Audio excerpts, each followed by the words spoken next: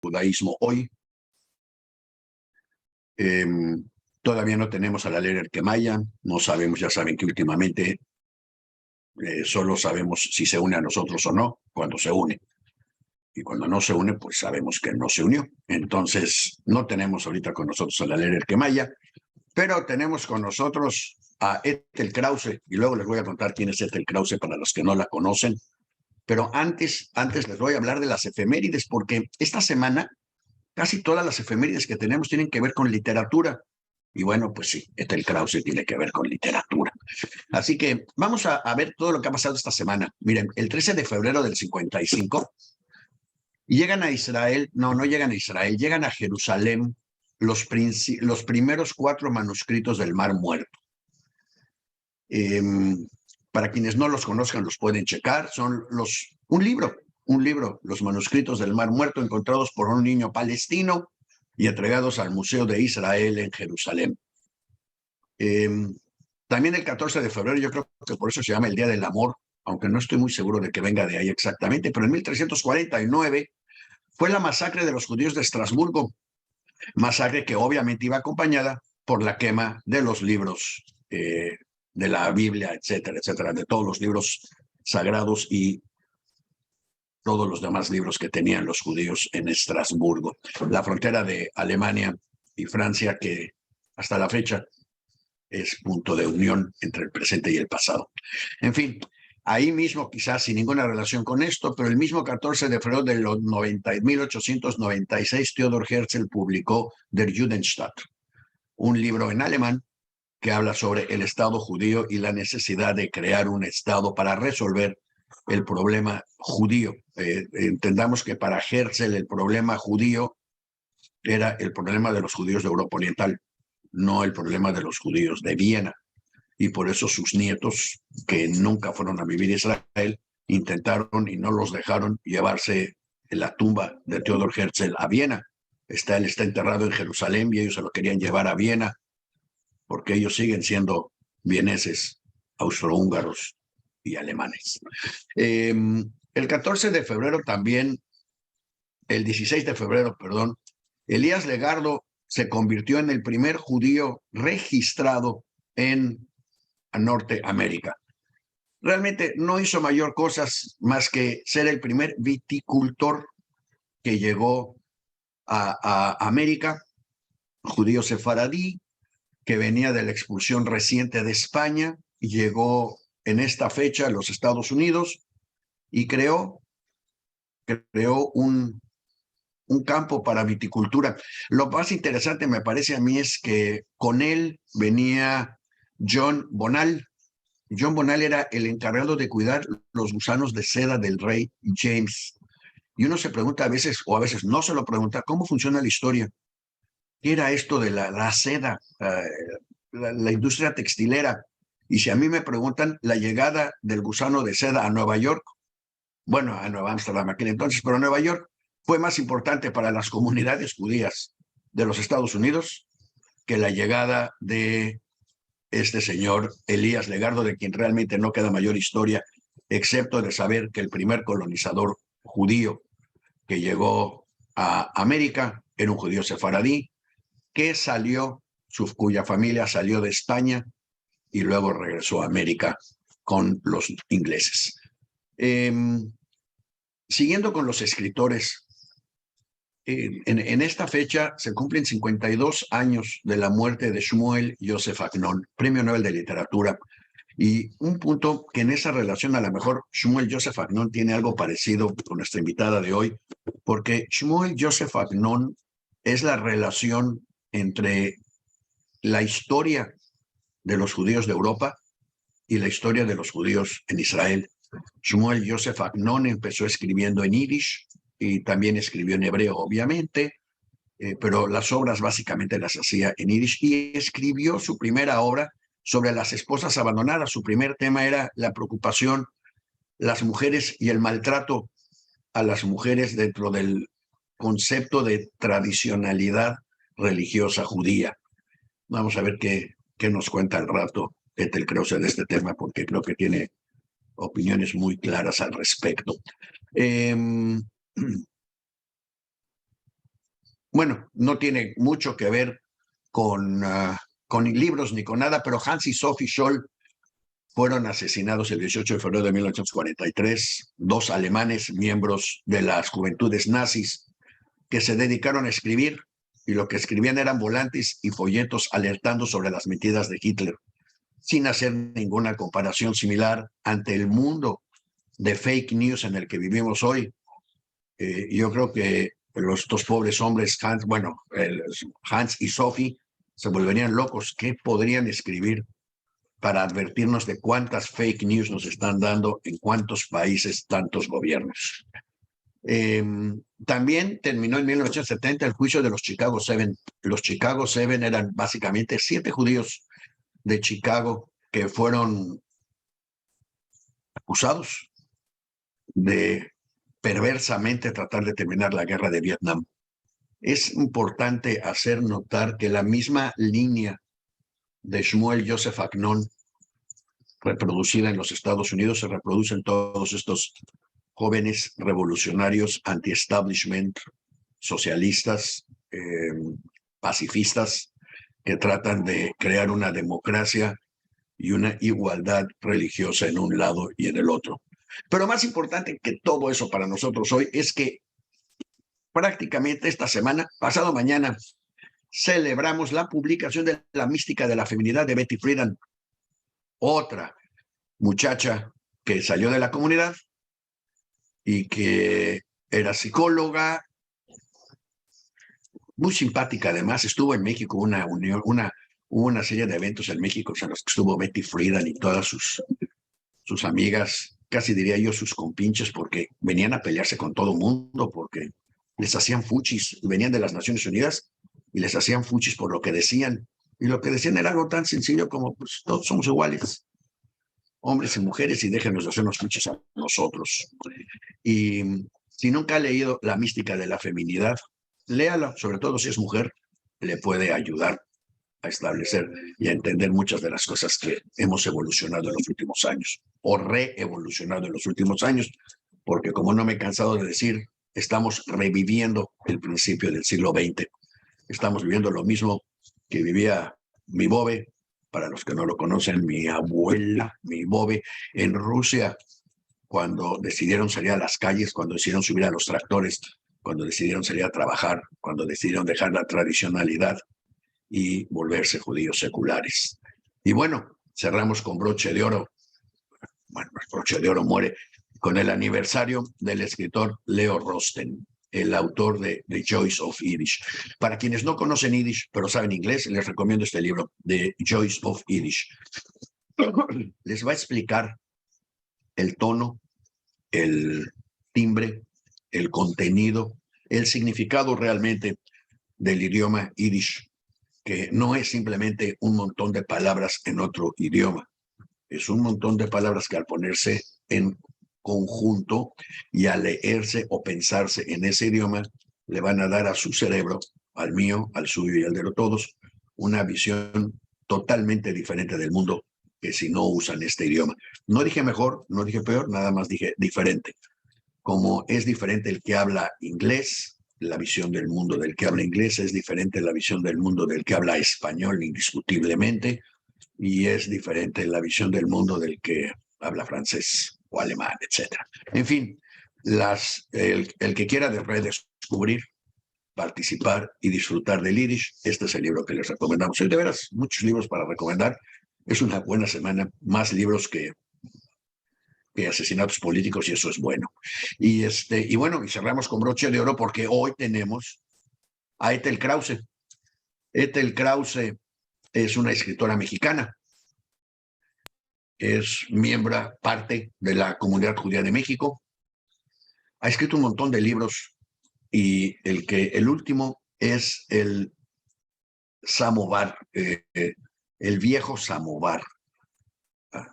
Le iba yo a pedir a ella que explicara lo que mejor, sí, mejor explícanos, por favor, bienvenida, Ethel, y explícanos a todos los que te estamos oyendo y los que te oiremos después, todos los que sabemos lo que es un samovar, pues sabemos una cosa así grandotota, de metal, que saca agua bien caliente todo el tiempo para tomar un glaze de té que nunca se puede tomar porque está hirviendo, pero para la gente que tenía el samovar se le parece que está agua tibia.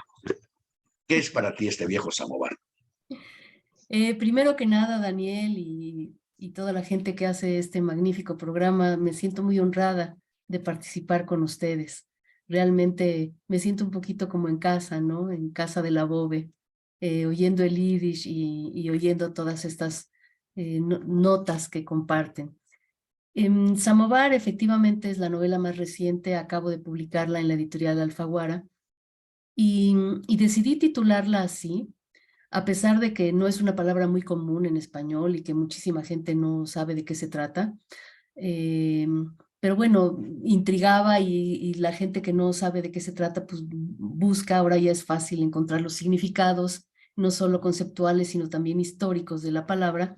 Y creo que no pude haber encontrado una mejor palabra para titular la novela, porque la novela habla no solamente de un samovar real, físico, sino de lo que puede implicar. Yo pienso que no solamente para los rusos o para los judíos, sino también para todos nosotros. Les explico. El samovar, como tú bien dices, es esa tetera rusa que se pone al centro del hogar.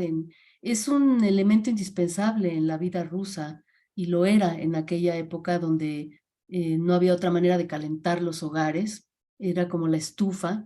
Se ponía al centro del hogar para que emanara calor, se calentaba con carbón y allí se calentaba un agua y se hacía un té negro, negro, negro. Y como tú bien dices, hirviente, ¿no? Hirviente, y se tomaba en vaso para que también te calentara la mano y daba sorbitos y te iba calentando por dentro, ¿no? Es como un calor del hogar, un calor del cuerpo, te obligaba como a acercarte, ¿sí? Y al acercarse la gente, pues empieza a conversar. Entonces es un espacio también de intimidad y de conversación, de tomar un momento de calma o de paz en los diarios trajines y decir, vamos a calentarnos juntos y vamos, de alguna manera es una forma de abrazarnos y es una forma de crear intimidad. Ese es, eh, ese es digamos, el significado básico del samovar. Me puedo seguir hacia, digamos, el significado simbólico. El significado simbólico en la novela es que el samovar es para la Bobe en esta historia lo único que ella rescata cuando tiene que huir de Rusia por la persecución y atravesar Europa, llegar a Francia, embarcarse a una aventura que era la América, ¿no? Todo lo desconocido, hay un naufragio, peligro.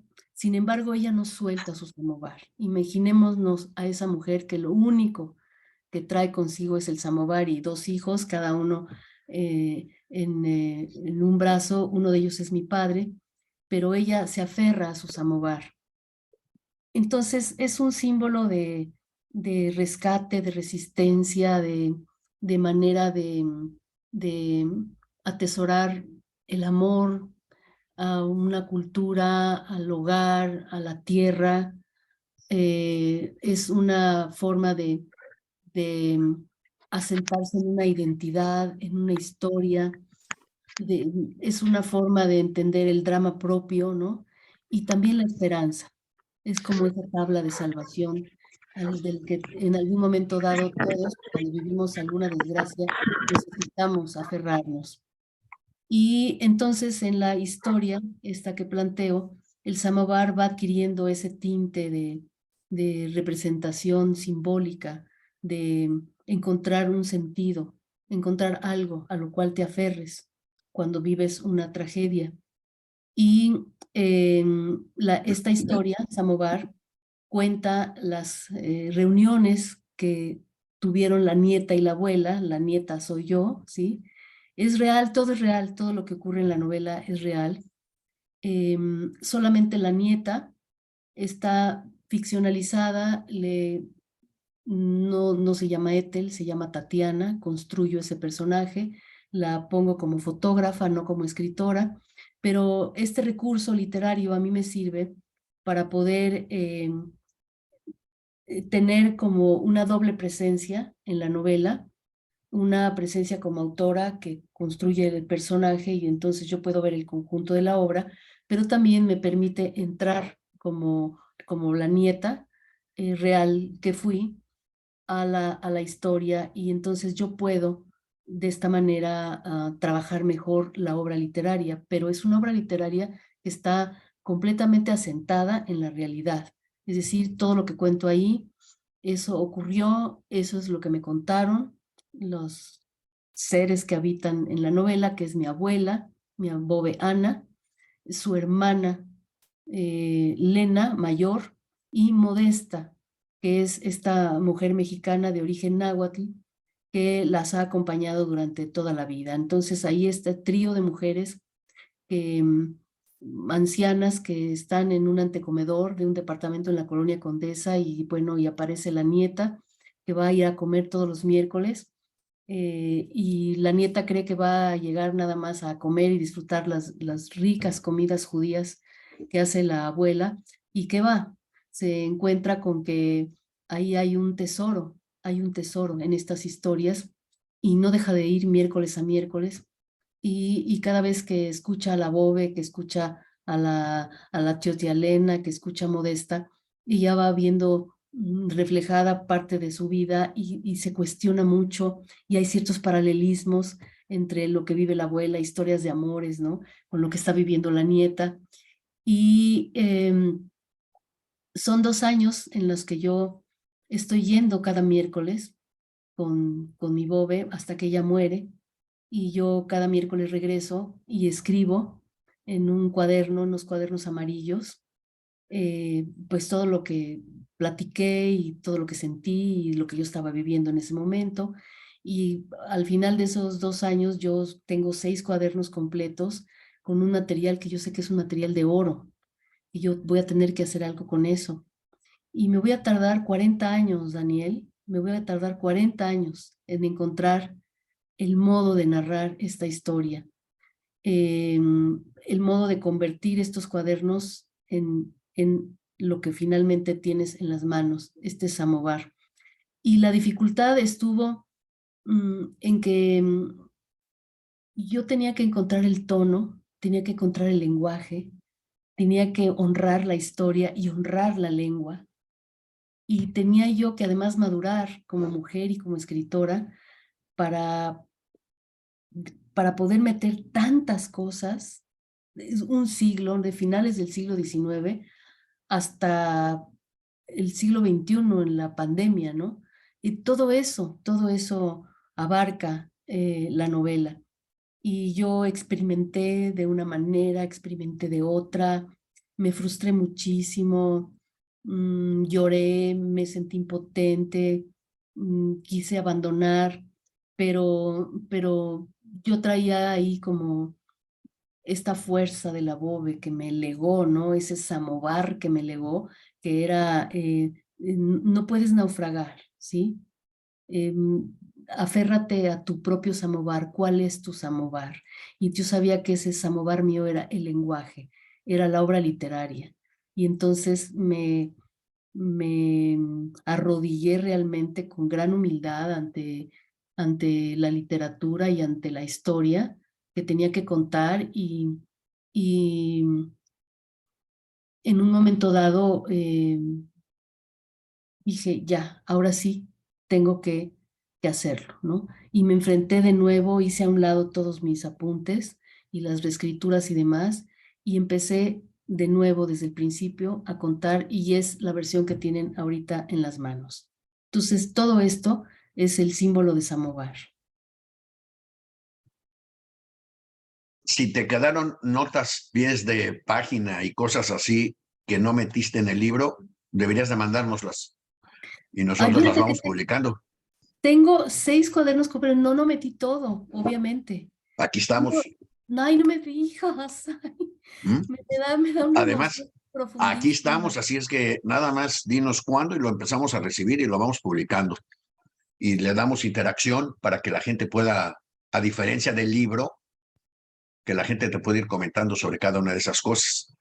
Pero ya que vamos a Ay, me comentar muero sobre de la cada, emoción, me muero de la emoción pues con lo que me dices, ¿eh? bienvenida, Tengo que hagámoslo. capturarlo y todo, porque es a mano, a la antigua, ¿eh? ¿Está bien?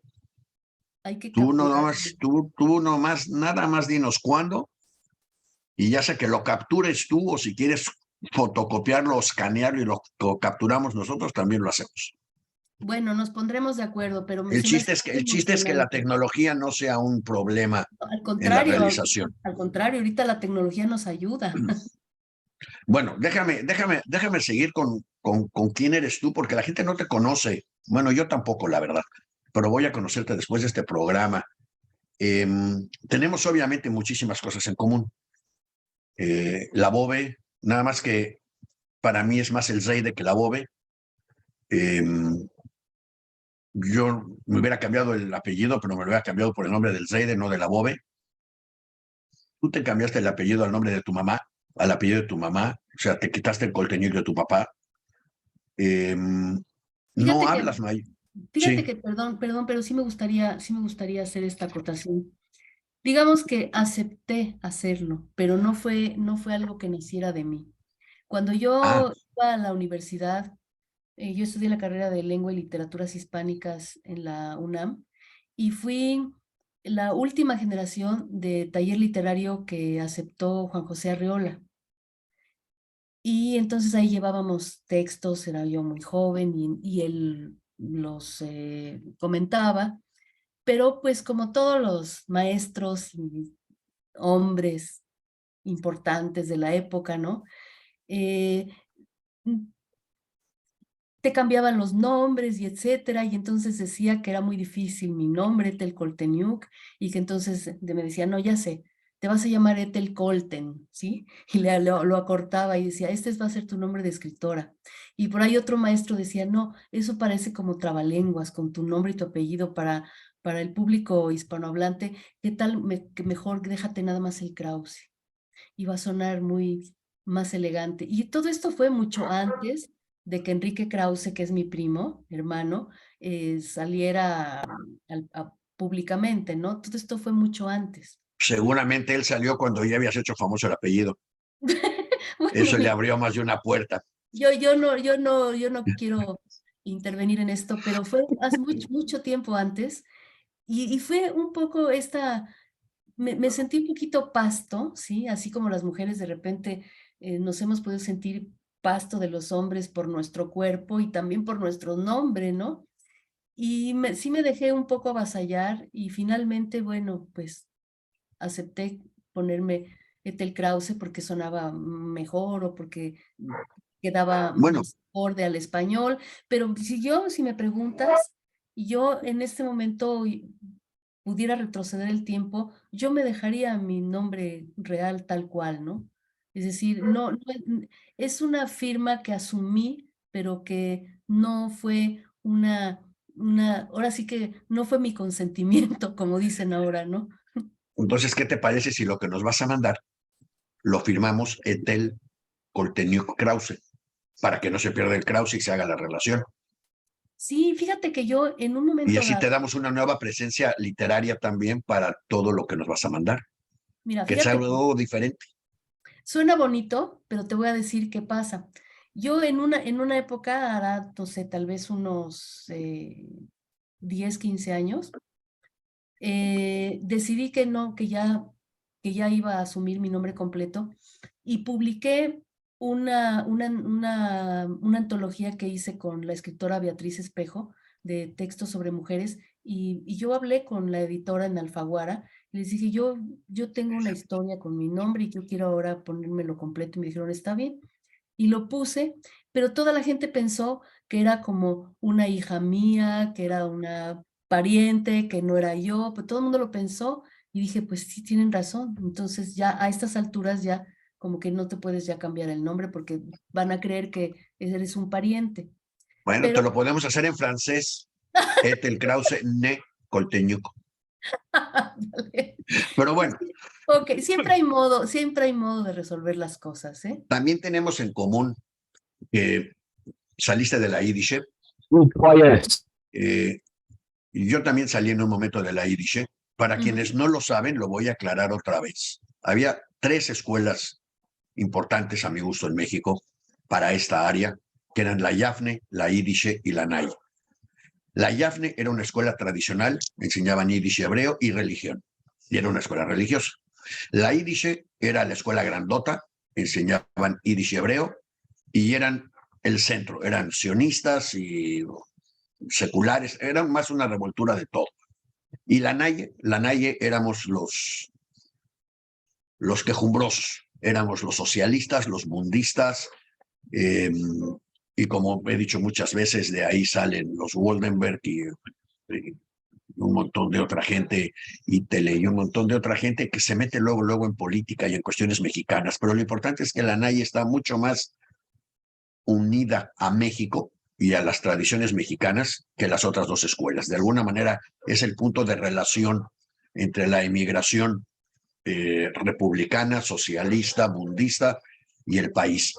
Tú hablas acá mucho de cómo Modesta te lleva realmente, te educa, prácticamente casi te amamanta, te alimenta y te hace mexicana. Es María, es la sobrina de, la tía de Modesta. Ah, perdón, ok. Sí. Y cómo ella toma el lugar realmente de tu mamá y de tu papá, porque ellos están trabajando. Lo cual en muchas de nuestras casas fue lo mismo. Mi mamá también andaba trabajando, la tuya andaba trabajando, tu papá andaba trabajando, el mío andaba trabajando, y eso eso nos dejaba más abierto el mundo, porque, bueno, por lo menos en mi mundo nunca supe de amas de casa ni de cosas por el estilo. Permíteme un segundo, ¿sí? Janet, bloqueame a todos los que haya que bloquear, por favor. Sí, eso estoy haciendo. Gracias. Es bueno, ¿eh? No en todos los programas nos tratan de hackear. Así es que debes de sentirte orgullosa. Cuando nos tratan de hackear es porque está habiendo mucha repetición del programa. Mucha gente está prestando atención y entonces entran los hackeadores. Pero está bien, eso es, aunque se vea feo, es un aplauso a tu presencia. Así es que te agradecemos que estés con nosotros. No me asusta, ya ahorita ya no me asustan las cosas. Vamos a platicar de una cosa. En México, en algún momento tú mencionas por ahí que la gente de la Yiddish como que no era muy dada que aprovechaba el color blanco de la piel o los rasgos europeos para flotar en otras áreas de México. En la Naye realmente rascábamos hacia adentro, nos íbamos a los pueblos, hacíamos otras cosas. Pero la pregunta es, ¿la gente de la Yiddish hacía eso o el país les exigía hacer eso cuando nosotros éramos los únicos que hablábamos de los derechos del indígena en un país donde estos realmente no los tenían? Te estoy preguntando si a lo mejor la visión es al revés, no es que ellos se hayan separado o se vieran diferentes a México, sino que México los hizo verse diferentes a los indígenas. Un México que ya estaba presegregado antes de que llegáramos. Fíjate que mis padres no fueron a colegios israelitas, ni obvio, mis abuelos tampoco. Y yo fui la primera generación de entrar a colegio israelita, pero lo que yo viví en casa, lo que viví con la BOBE, con lo que viví en mi propia casa, no, al contrario, había una hermandad natural entre los inmigrantes judíos y los inmigrantes de pueblos originarios que llegaban a la capital, a la Ciudad de México. Entonces, se entendían perfectamente, convivían perfectamente ahí en el centro de la ciudad y luego en las otras colonias a donde fueron moviéndose. No se segregaban unos a otros entre ellos, al contrario, se juntaban, se hermanaban, se ayudaban, porque, mira, tenían muchas cosas en común. Venían tenían que haber migrado, venían de persecución, traían otras lenguas, ¿no?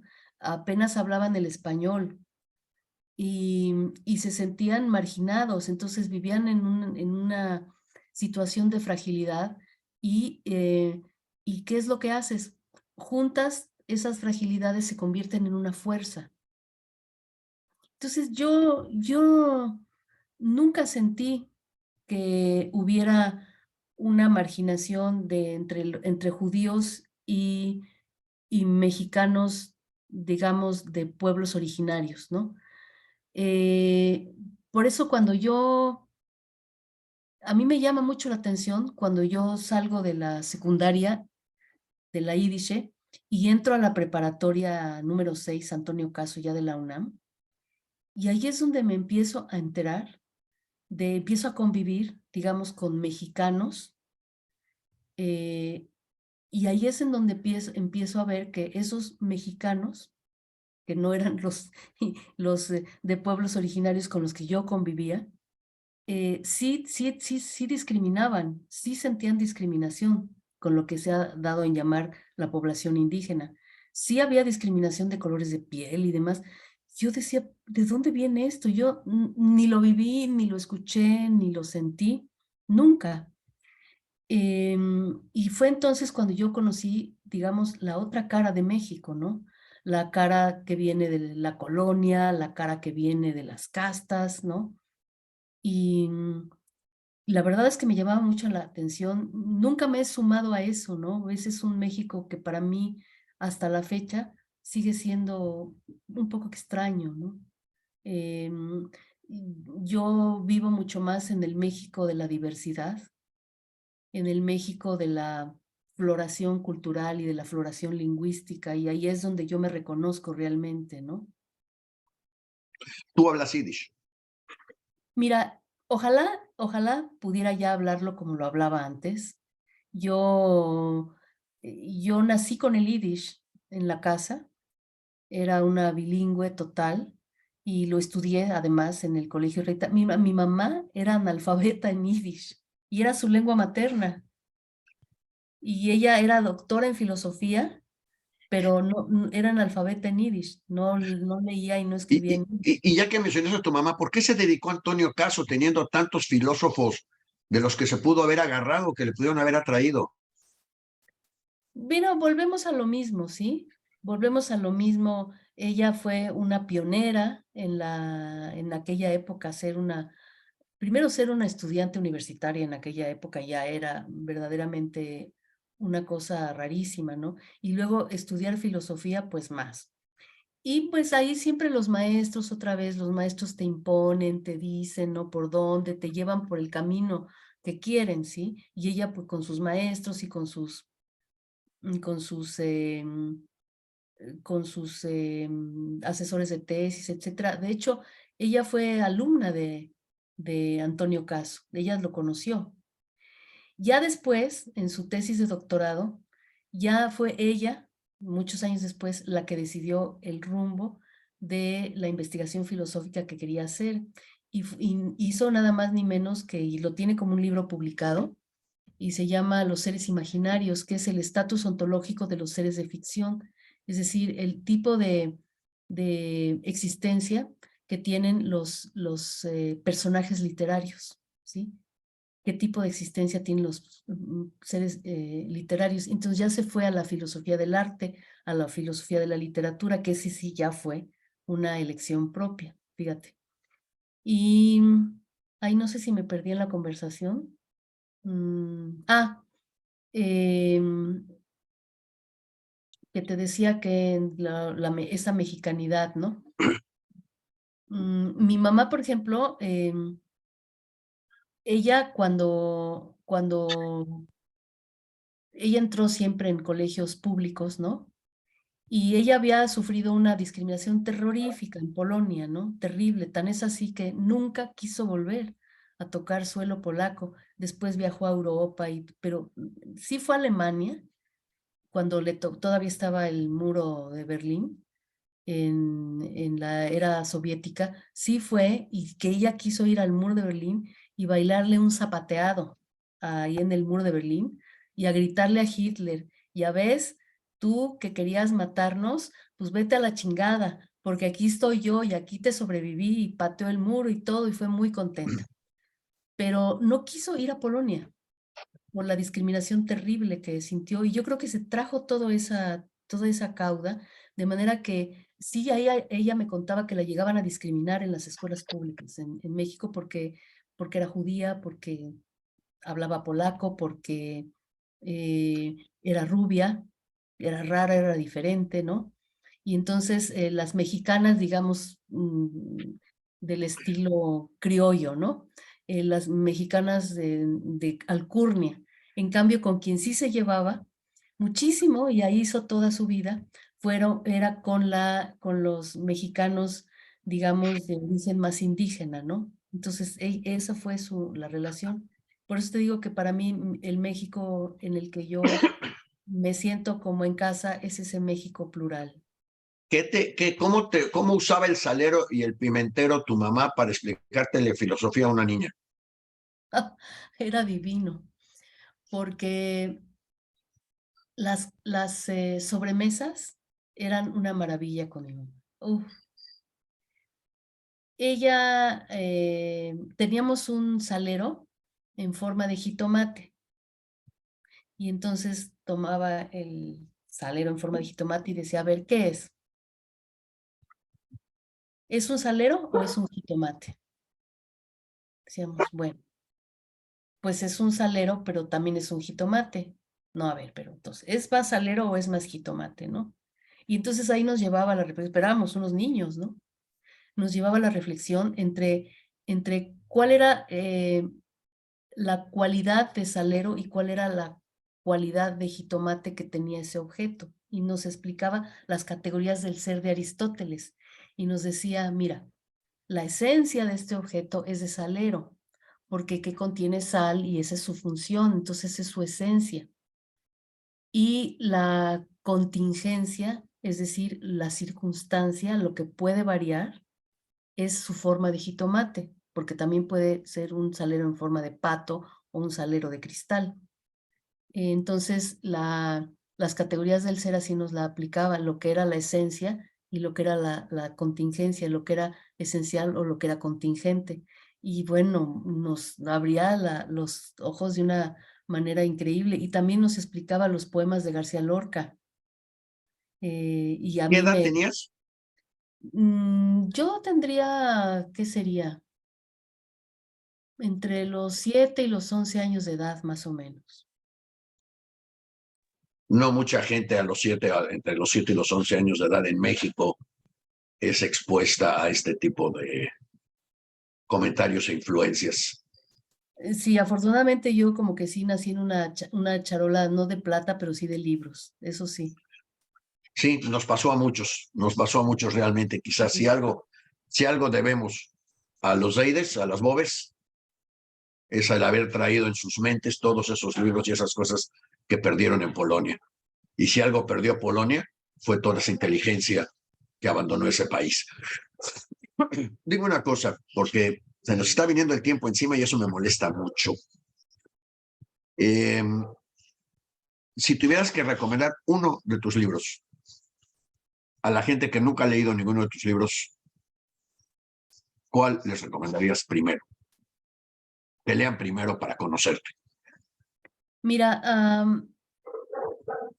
mí me gustaría mucho que leyeran Cómo acercarse a la poesía, que es un libro que ya se ha convertido como en un clásico, que ha tenido muchas ediciones y tiene una nueva edición de 2018, me parece, la más reciente. Y ese es un testimonio autobiográfico de cómo yo me acerqué al mundo del libro, de la literatura, pero sobre todo de la pasión por el lenguaje. Y ahí cuento parte de mi historia de infancia y mi historia familiar. Y, y yo creo que ahí me van a conocer no solamente como autora, como mujer, sino como escritora y van a conocer un camino. O sea, no es tanto que me conozcan a mí, no creo que yo sea tan importante en ese sentido.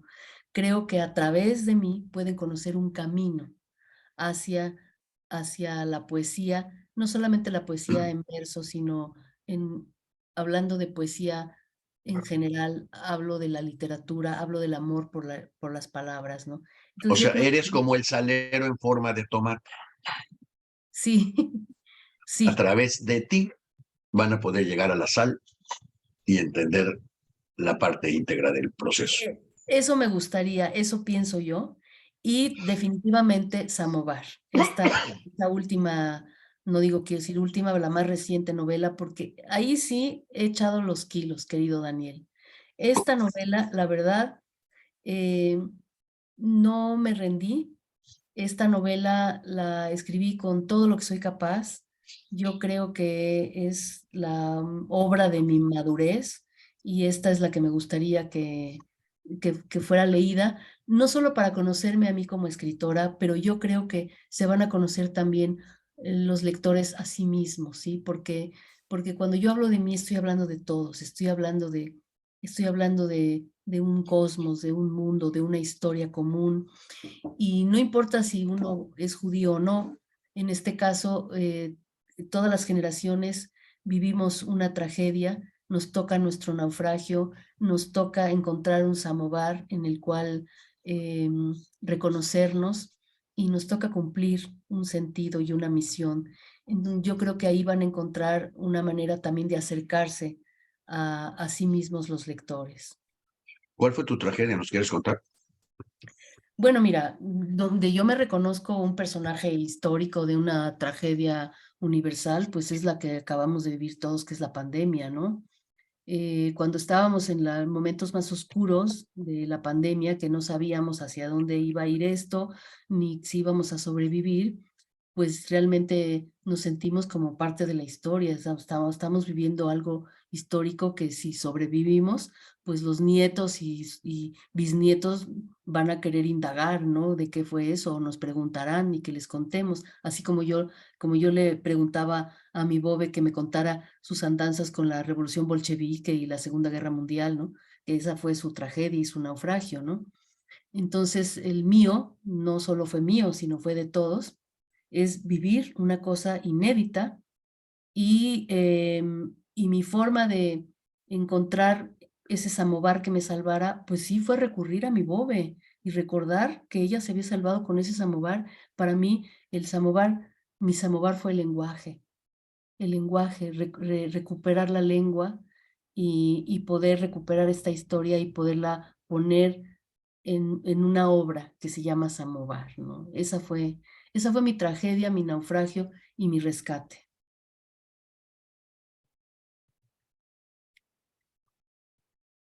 ¿Tienes familia? Sí, tengo esposo e hija. Tengo una ¿Y, hermana es, menor y un hermano mayor. y cómo es que tú has logrado vivir de la literatura, lo cual en México ni es común y menos para escritoras? Mira, no es que yo viva de las regalías de mis libros, porque eso no. Realmente esa es una cosa muy marginal, pero sí vivo de la literatura en el sentido de que doy talleres literarios, doy clases. Yo terminé una licenciatura, hice 2 maestrías, hice un doctorado en literatura. O sea, me he formado como académica y como creadora, ambas cosas. Y entonces, entre ambas cosas, pues he construido una profesión y, pues mira, mal que bien, ahí la va uno llevando, ¿no? Eh, a veces más mal, a veces más regular y a veces bien, pero ahí la va uno llevando. ¿Y tu hijo ha oído hablar del salero y de las bobes? Mi ¿O hija, sí, sí, como no, ahorita está leyendo Samovar. Mi hija es pediatra y ella ha leído, es una gran lectora y ha leído mucho de mi obra y se sabe estas historias y ahorita justo está leyendo Samovar, entonces estoy como nerviosa y encantada a ver qué me va a comentar. cómo se llama ella? Adelina. ¿Y habría manera en algún momento en que Adelina, cuando acabe de leer su libro, no te cuente a nadie, nos lo cuente a nosotros en secreto? Ay, pues sí, sí, cómo Digo, no, a lo podría mejor ser un ejercicio muy interesante, ¿no? Que nos cuente a nosotros en secreto qué le pareció Samovar. Oye, le voy a preguntar y sí, claro. ¿Sí? Conste, Sí, por porque supuesto. Uy, ese porque sería, sería increíble. Fíjate que hijo, ya se nos está acabando el tiempo. Me la llevé a la feria del libro de Guadalajara, la FIL de Guadalajara, no esta última, sino la anterior, y porque yo presenté unos libros y ella tenía vacaciones en ese momento, pues me la jalé a la que me acompañara y descubrimos, no lo sabía yo, que se iba a presentar este maravilloso libro que se llama Del Shtetl a la ciudad de los palacios, ah, que de es Corona. de las hermanas, ahorita se me va en su apellido, del Shtetl a la ciudad de los palacios. Que recoge la historia de los judíos ashkenazis en México y recoge sus refranes y recoge la historia. ¿No lo conoces, ese libro? No, Ese vamos a pedirle a libro, Isaac que sí lo hemos visto, lo hemos platicado. Es un libro con ilustraciones de Diego Rivera, si no me equivoco, y de Berliner, si no me equivoco. ¿Estoy de no, pero acuerdo? estás hablando del libro La ciudad de los palacios. No, yo estoy diciendo del Sí, Shtetl a la porque ciudad de los palacios. nada más para Debes que saber. sepas, el libro de La ciudad de los palacios de Berliner, con ilustraciones de Diego Rivera, cada ejemplar vale hoy $700. No hablo de ese, hablo de otro. Ahorita no Lo lo tengo vamos a a la buscar. mano, Yo si no, no se los tú lo enseñaría. encontraste, nosotros no. Y tiene dos autoras investigadoras que lo hicieron toda una investigación de entrevistas y de investigación documental y de campo muy puntual de la historia de los judíos ashkenazis en la Ciudad de México. Entonces, el caso es que apareció, nos enteramos de mi hija y yo que estaba esa presentación, nos metimos y yo lloré todo el tiempo lloré. Y mi hija nada más así que me acariciaba y me abrazaba y nos mirábamos porque pues le cantaba canciones en yiddish y todavía le digo cosas en yiddish y todavía uso el diminutivo le, ¿no? Adelínele y chiquítele y bebítele hasta la fecha, ¿sí? Todo el tiempo, no puedo desprenderme del diminutivo el le, ¿Y por, y y por qué ella, tendrías que desprender? no, claro, no quiero desprenderme. No quiero desprenderme y ella pues, primero no entendía y, y después y le preguntaban las amigas, ¿no? Porque luego oían que hablaba por teléfono y decía, y bebítele, y chiquítele. Y decía, ¿Sabes quién lo escribió? Ya sé quién escribió el libro del ¿quién? Shtetl a la ciudad de los palacios, Nati Gurvich Ocon, Ándale, con exactamente, Noemí Gurvich Peretzman. exactamente. Creo que es la madre y la hija. Y exacto, y entonces mi hija me abrazaba y me acariciaba porque yo llore, porque yo estaba toda escribiendo Samovar. Fue hace año y medio. Y sentí que era una recuperación otra vez de los idiomas y muy conmovedora. Entonces me encanta la idea que dices, ¿eh? Y que lo cuente, y Ok, que le hable en secreto, que yo no lo sepa, ¿eh? sí, sí, no te dejamos ver ese programa más que en la memoria. Ya Sí, después. sí, para que ella se sienta libre de Ándale, participar. exactamente, sí, me ¿Ok? encantará. Bueno, esa es la tarea que tenemos, que nos avisen cuanto acabe para que preparemos el programa. Porque además lo tengo que leer yo rápidamente también para ponerme al corriente, lo tengo que acabar. Entonces, tenemos que estar en conjunto para ver si Por estamos de supuesto, acuerdo. claro que sí.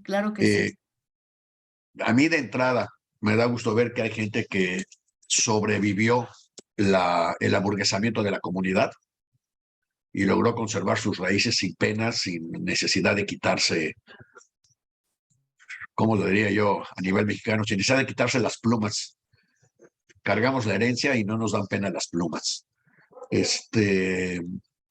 que seas muy creativo en todo esto. Vamos a poner los dos libros que mencionaste, vamos a poner el link en la memoria del programa para que la gente pueda comprarlos los Y dos. el importante que nos dé el teléfono de ella, pero también el de su hija, para que los tengamos, podamos ponernos de acuerdo en todas las cosas que tenemos y ya lo podemos platicar porque tenemos el teléfono de Diana y de la editorial que son a todo dar y gracias por todo esto, pero sería muy importante, Etel, si nos puedes hacer llegar, si nos puedes compartir tu Sí, teléfono y pero todo no esto. nos lo vas a dar ahorita en vivo. No, No, ustedes, pero lo puedes escribir en directo en chat acá o se lo da con todo eso, ¿no? lo O que te lo pueden dan a hacer ti. es que con Diana se lo pueden decir que yo autoricé que den mi teléfono y así podemos chatearnos, ¿sí? Sí. Y, Con Diana puedo dar el y teléfono, no hay problema. perfecto, vamos a hacer eso.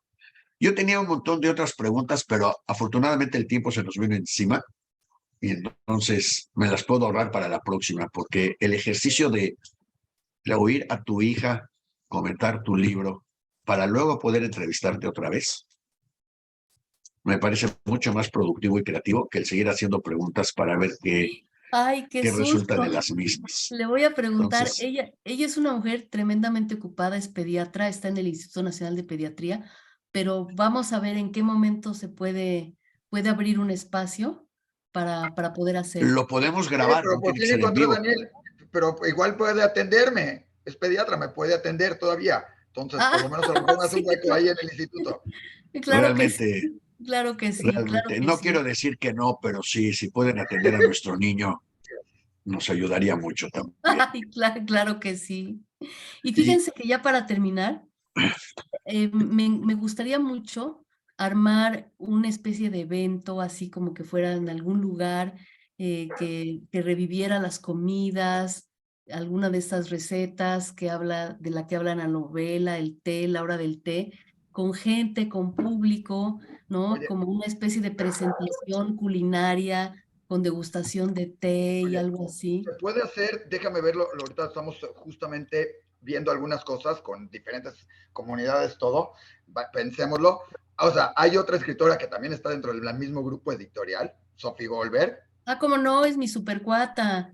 Gracias. Sí, Ella rescata la historia de los judíos de Bulgaria y sí, lo de sé. Turquía, curiosamente, y está muy de moda ese tema de rescatar esas historias, que además a la gente le llama la atención, toda esa parte del mundo judío y todo, que va mucho con tu libro también, ese rescate. Entonces, puede hacerse varias cosas, armar alguna cosa y buscar qué podemos jalar, porque pues las historias siempre son interesantes, la parte de la comida, los menciones, y cuando tocas esas fibras, la gente le gusta escucharlo, revivirlo y vivir la experiencia de alguna manera, ¿no? Ándale, hacer una degustación o por la sinagoga del centro, qué sé yo.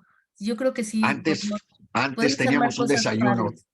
antes teníamos en México un desayuno todos los domingos, en el que se Oh, juntaba la gente que escuchaba el programa o que participaba en el programa y nos íbamos a desayunar al INIS para continuar el tema o iniciar uno nuevo ahí. Ahora vamos a ver cómo armamos esto. Me parece una extraordinaria idea. O sea, yo no sé si te entrevisté, pero me parece que nos diste dos muy buenas ideas. A tu hija nos la vamos a comer viva, adviérteselo de una vez. No tiene oye, salvación. pero lo de los cuadernos también, eso es lo que Sí, tengo, claro, todo el pues material que dijo tu tengo, hija, ¿no? los cuadernos y el rincón literario que vamos a abrir contigo, con Sophie Goldberg y con quien se deje participar, para que Perfecto. ustedes coman juntas, tomen café junto en Ciudad de México, con la condición de que se conecten con nosotros para que todos los que queramos podamos estar ahí al mismo tiempo que no estemos allá. Ay, qué bonito. Y para el primero, yo voy a viajar a la Ciudad de México para estar en el primero. Así es que vamos a organizarlo y yo te prometo que va a suceder. Me parece una extraordinaria idea el rescate de la autoorgullo, intelectualidad y pensamiento judeo-mexicano. Creo que merece un rincón donde podamos intercambiar momentos y pensamientos y lo vamos a crear. Ay, pues qué maravilla, qué bueno y qué bueno, qué padre conversación, me da mucho gusto. Y qué bueno que lo sugeriste. Es un Sí, proyecto extraordinario que vamos a armar. y hacerlas, porque el samovar tiene muchas recetas, así como el de Sophie, el de Lunas de Estambul, que está lleno de recetas. El samovar, no es que tenga la receta, pero tiene las comidas, ¿no? No, Y y por además ejemplo, mexicanizadas muchas, porque el gefilte fish a la mexicana es extraordinario. ya no me hables de eso porque me muero de ganas. Bueno, entonces, con eso vamos a empezar. Tenemos todo un proyecto nuevo, tres proyectos nuevos que Isaac va a coordinar allá en México y que nosotros nos vamos a asegurar que funcionen. Así que siento Maravilloso. informarte que la entrevista apenas empezó. Ay, que fíjate, qué bueno. Este fue un preámbulo entonces, ¿eh? Así es. Pues Bienvenida y muchas gracias por estar gracias. con nosotros en el programa. Muchas Ethel gracias a Krause, ustedes. para los que no la conocían, ya tuvieron el super placer, ahora ya no la olviden y no la desconozcan. Es lo mejor de lo mejor que ha producido la comunidad a nivel intelectual. Ahí va de la mano con Margot Glantz y todas ellas. Ay, querido, muchísimas gracias. Pues ahí No, al tienes el contrario lugar a en la ti. Alfaguara a la orden, ¿eh? Muchas Muchas gracias. gracias y gracias a todos por acompañarnos. Si alguien tiene algún comentario, quiere agregar algo, ahorita es cuando, porque en unos minutos les vamos a decir que no. A la 1, a las 2 y a las 3. Perfecto. Pues muchas gracias. Hasta pronto. Bye bye. Abrumaste a todos y eso me da gusto. Gracias. Gracias. Bye bye. Bye bye. Bye.